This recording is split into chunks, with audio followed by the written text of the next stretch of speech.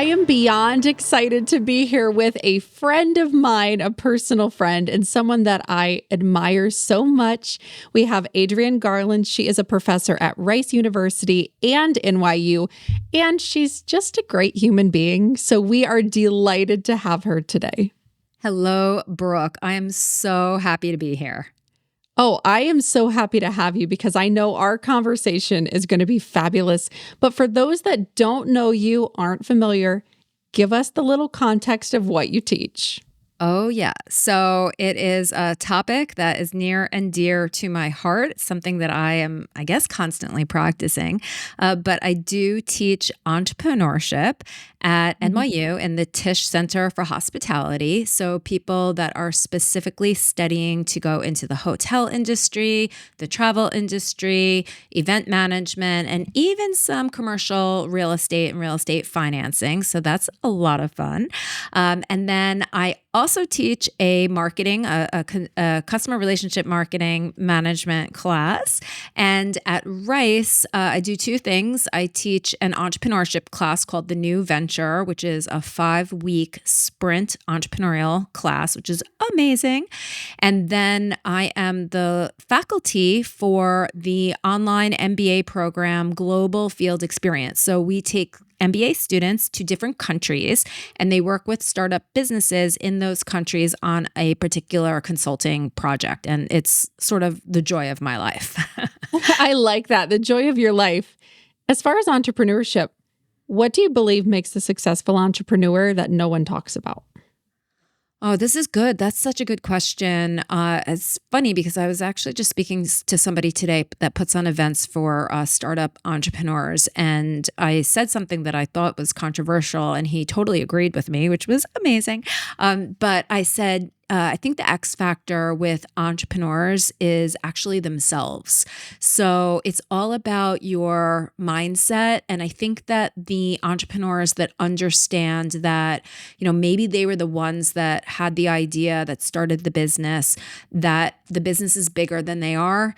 And it must be in order to continue to grow and to thrive. If you can separate yourself from the business, you're going to have a successful business. And separate. I think emotion can play such a big role for entrepreneurs because you're deeply and intimately connected to what you have created. Yeah, that's it. What are the differences you see in your entrepreneurship students versus, say, your hospitality students? Well, those two students are actually one and the same. So the hospitality tourism students, they are taking an entrepreneurship class, which is actually super interesting because so much of that industry is a service industry, right? So all of the students have this service type of mentality. We were speaking about in class last night, so much of what they wanted to do as far as making an impact, they talked so much about creating an environment where, whether it was a restaurant or a hotel, where when people came into it, that they felt comfortable and that they felt like it was home and that they could be who they are. And every single one of them said something to that effect. And I was so struck by that. And then I asked them, do you all feel like you want to create this because this doesn't exist for you? And they all said, yeah, like they don't feel like there's any place where they can go that they don't feel like a number or that they don't feel like, a marketing tactic or a revenue figure. They don't feel like people. They don't feel like they're treated like people. And so they want to create this. And I just thought that was so beautiful. It's incredibly beautiful and sadly dehumanizing. Yeah. Because I can see that in the way that even social media treats young people. It's all about clicks. It's all about capturing and garnering your attention, but never really treating you like you matter. It's what can you do for me? Yep. Yeah. The service-based mentality you're talking about, how do you teach that? What do you believe you instill to create a successful service-based mentality in a world that is, to our point, very self-centered? Yeah. I think entrepreneurship is like a very interesting avenue to talk about that. So I think because these students are in this program, they've sort of self-selected, right? So they inherently, who they are, at least what they're studying now in their lives, is very much about being hospitable, right? Creating great experiences. But when they start talking about business and the business they want to create, it goes very much toward what they want to do. I want to create this. I want to do this. I, right? And there's nothing wrong with that. It's just a little bit of a shift. So when we start talking about, that's amazing that you want to create this, but who are you creating it for? Because it's not for you, it's for other people. So you need to now take yourself out of the entrepreneurial role and put yourself into the shoes of the customer. And so when we talk about, how do you market? What's the messaging? What's the value proposition? I have to do a really good job, and I don't know if I always do it, but I have to do a really good job of explaining, don't tell me about all your bells and whistles and features and functionality. Tell me how I, as the customer, am going to feel after I've interacted with you. And so that helps them to connect with the customer and their point of view more. And once you do that, you can start to solve problems or create something that's unique, that is truly from a customer point of view and not just from profitability.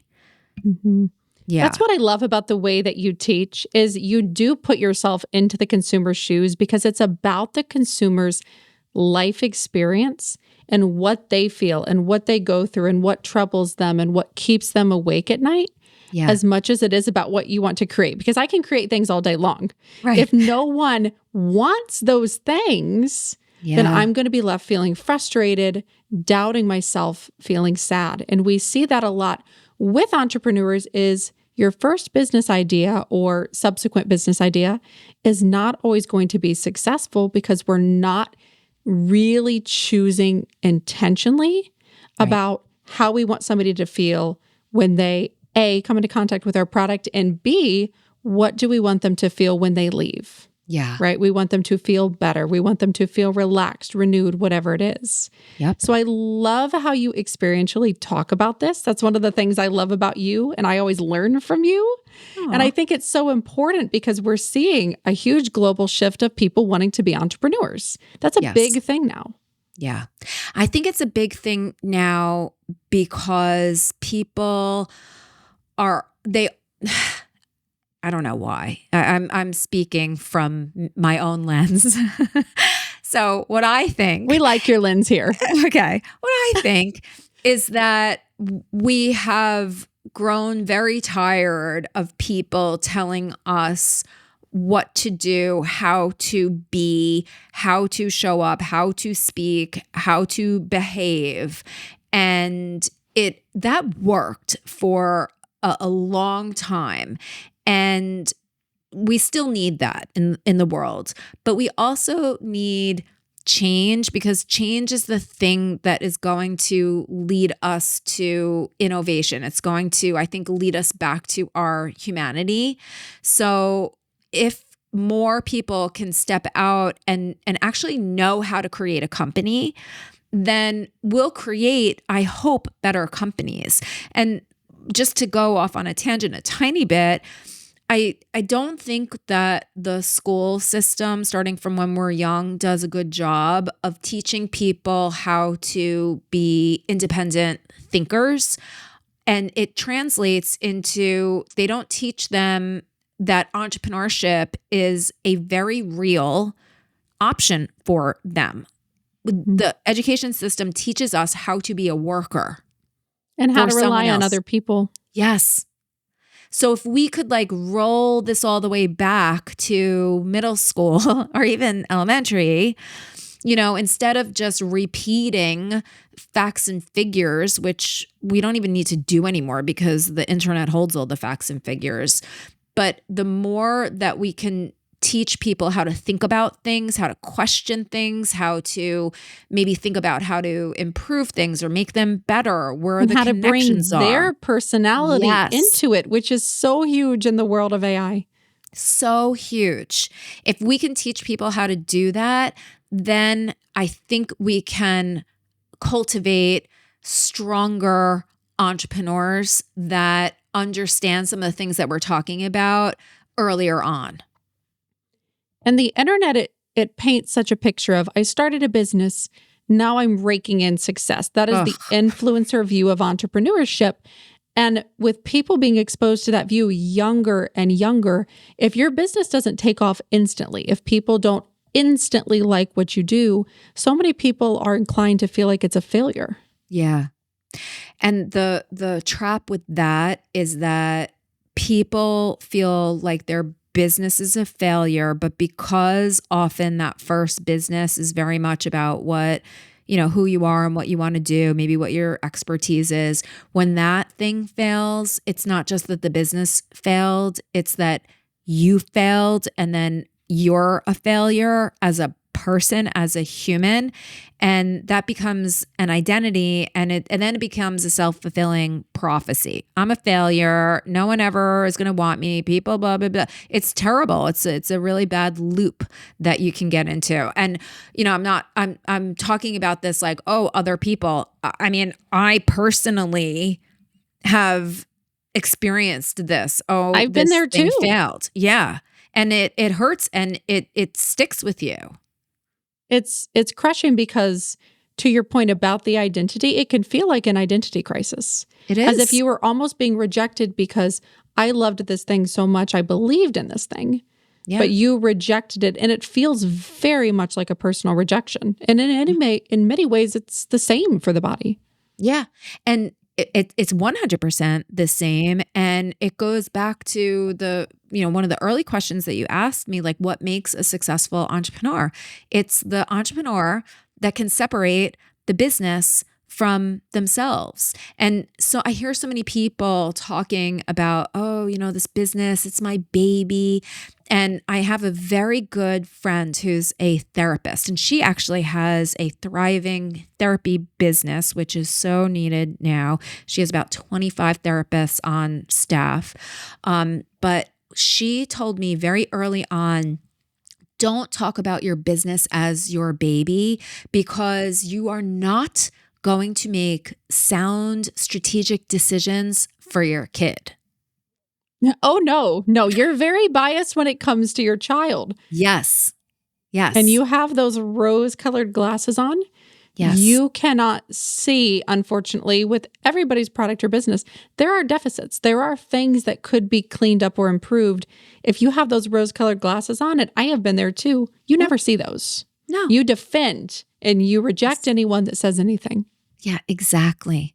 And I think that is, maybe that comes with starting a business and failing and moving on to the next thing. Maybe it just comes with like age and maturity.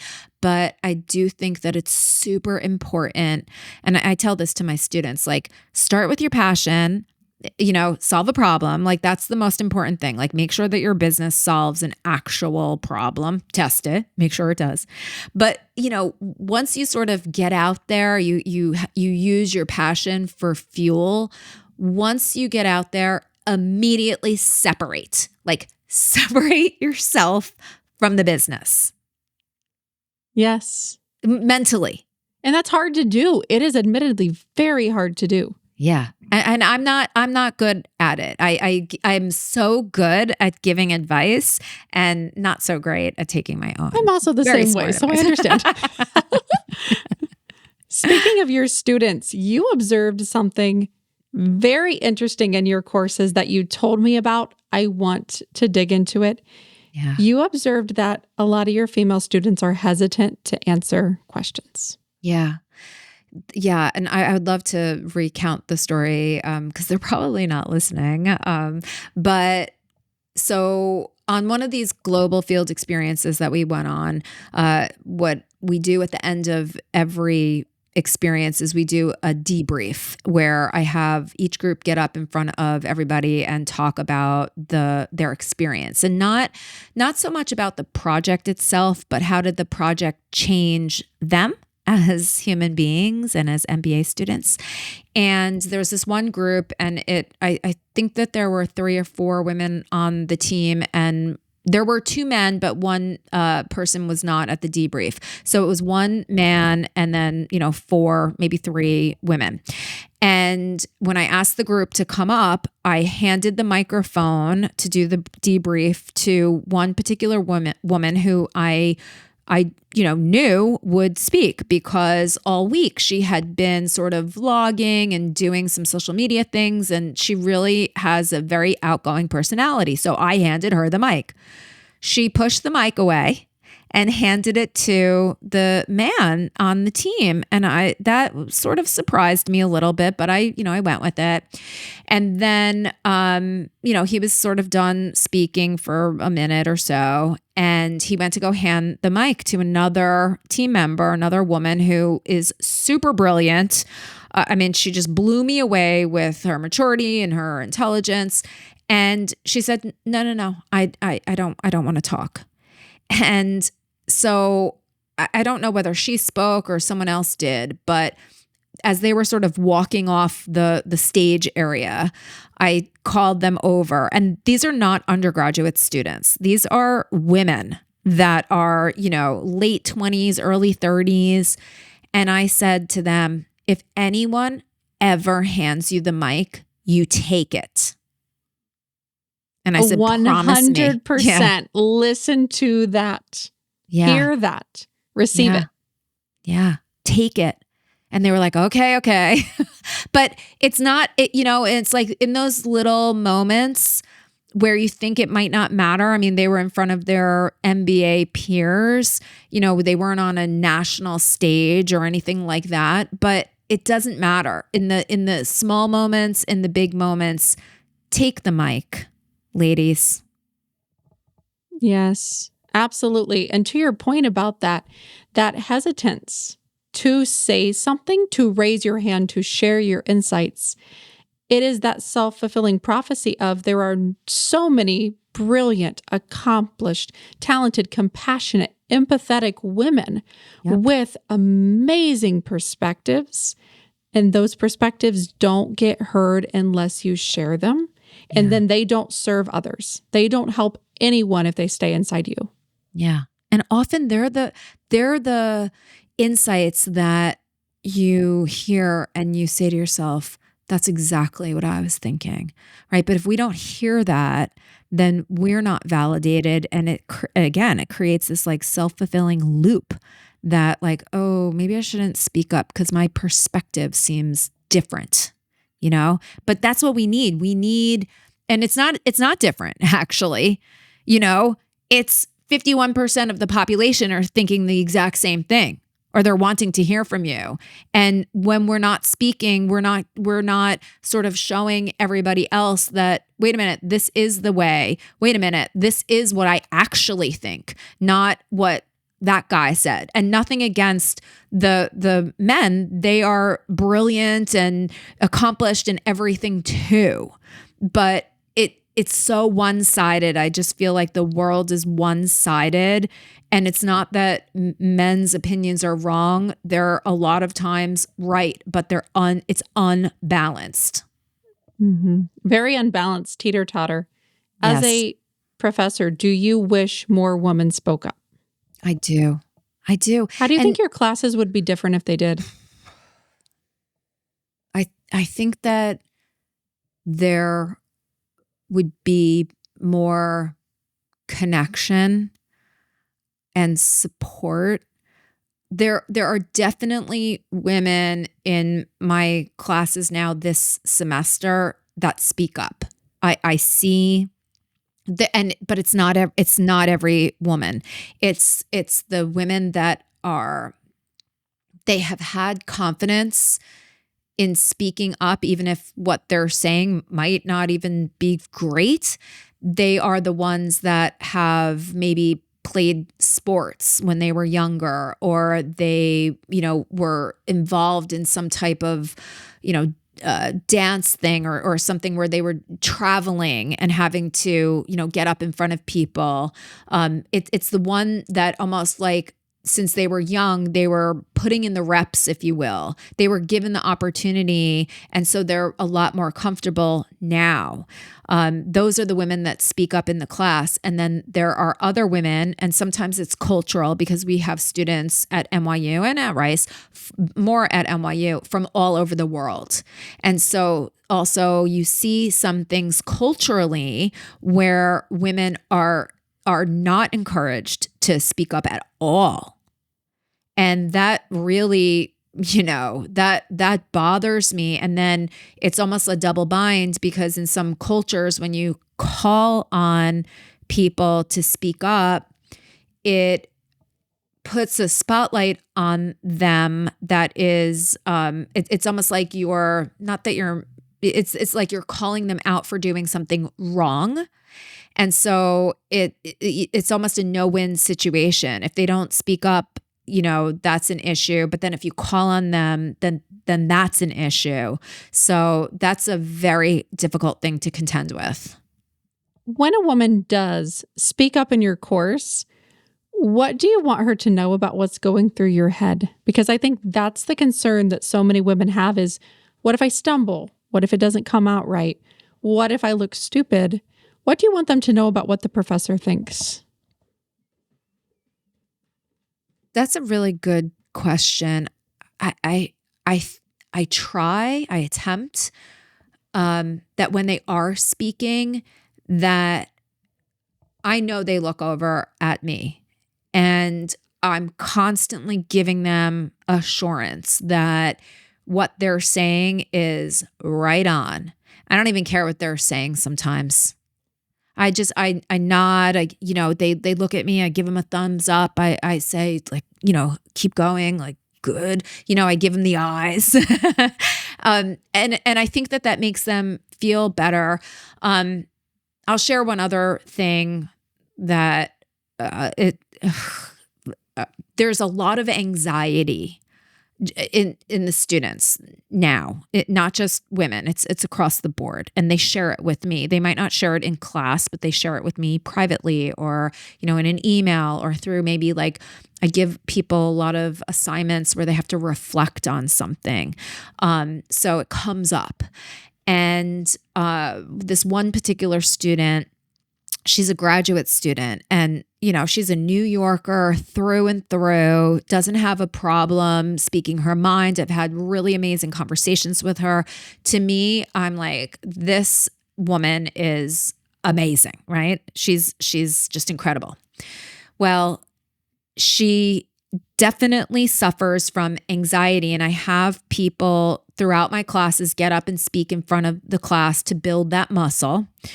And she did a final presentation for something that, a business that's on her heart. That's really interesting. And she told me in the final reflection that she thought that she was going to be judged, and that she was so happy that I create an environment throughout the class that feels safe for wild ideas, safe for, personal things that you want to turn into a business. Like, I welcome that. And when people say, and some of the things that the students want to create are crazy, and I'm like, oh my gosh, tell me more about that, because I don't think that there's a lot of encouragement. I think there's a lot of like, oh, you can't do that. Oh, have you thought about that? Oh, that doesn't sound like it's going to make money, and I want to encourage them that, like, okay, maybe it won't fly, but you'll never know unless you attempt it, unless you try, unless you at the very least explore it in your mind. So she told me that she was so just thankful that I created this environment that allowed her to shine. And she was so proud of the fact that she was able to get up in front of the whole entire class and discuss her quote unquote crazy idea, which wasn't even that crazy. And it's stuff like that makes me know that I'm doing the right thing. That has to be so rewarding. It is. It is. I have a hard question for you. Yeah. This is my signature question.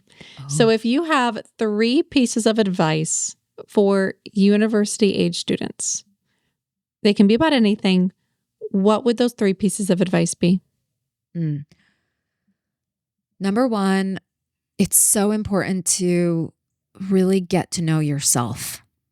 I think more work has got to be done on sort of getting quiet and listening to yourself and making sure that you're being very kind to yourself. You need to love yourself. And I know how hard that can be for so many people when we feel anxiety, when we feel, like everybody else in the world is killing it and we're over here, with our cat and no friends or something like that. But there are people that want to connect with you. And so if you connect with yourself first and you tell yourself that you're worthy, I think that everything can bloom from there. So advice, however you can, even if maybe at first you don't believe it, like really do a lot of work to find something that you truly love about yourself that is unique and lean into that. The second thing I would say is stop listening to everybody else to tell you what to do with your life. They don't know. They don't know. You could take advice, you can talk to them, you could talk it out and all of that, but don't let anybody shame you for something that might be in your heart. At least attempt it or try it. I love that. A little bit. Yeah. Right? Because that's like why we're here. We're not here to do the same thing as our parents. We're not here to be the same. It's like evolution, right? Like diversity keeps the planet alive, right? If everything was same, it would be so boring. That is such a brilliant point. It really is. And it's so true. Oh, and then I think it's so hard. University students, I talk about this with my friends all the time. Like I just turned 55 the other day. And, congratulations. Oh, thank you. And I'm like, I want to go back to school now. I want to go to undergrad now because it's like I'm so curious about everything. And so when you're young, I think there's so much of like, you're so uncertain about yourself that it obscures the learning. And so like, if there's any way to focus on learning something like that you really love and like, don't just phone it in, like tap into the learning that's happening, that adds richness to your life. It just does. Mm-hmm. Being all of you really does benefit the people around you. Yeah. And that's what I hear you on that third point. And you're right. Leading with curiosity is important, but it's hard to do when you're wrapped up in you. Yeah. Yeah. Oh my goodness. Well, if people want to follow you on social media, they want to get some more wisdom from you, where do they go? Thank you so much. They can go to sheleadsmedia.com. And I also have a podcast. So if you want to hear about successful women entrepreneurs, people that are doing amazing things, my podcast is the She Leads Podcast. And you should definitely listen. You are going to grow, hear so many perspectives, and so many amazing women are going to be handed the microphone. Yes, exactly. So thank you for creating that space. Thank you. Thank you for creating this space. This is amazing. Well, thank you for coming on and just sharing your wisdom and your insights with me. I appreciate it so much. This was wonderful. And thank you. Thank you for hosting this. You do an incredible job. Oh my goodness. Well, thank you. And thank you everyone for listening to another episode of the Campus Chronicles podcast. So if today's episode gave you life, perspective, or just a much needed moment to breathe in a busy world, I don't want you to keep it to yourself. Share it, tag us, please send it to a friend who needs to hear it. And if you're not on our newsletter yet, what are you doing? Go to campuschroniclespod.com and join the crew. We have all the behind the scenes things, unfiltered thoughts from me and the team, bonus resources, and insider only invites to events, giveaways, and things that we really don't post anywhere else. I promise I'm not going to spam you. It's just the good stuff straight to your inbox. Being in university is wild enough. You don't need to miss out on what matters. Sign up now and let's make this next semester the one that you stop surviving and start thriving. Until next time, stay bold, stay curious, keep writing your own chapter. This is Campus Chronicles.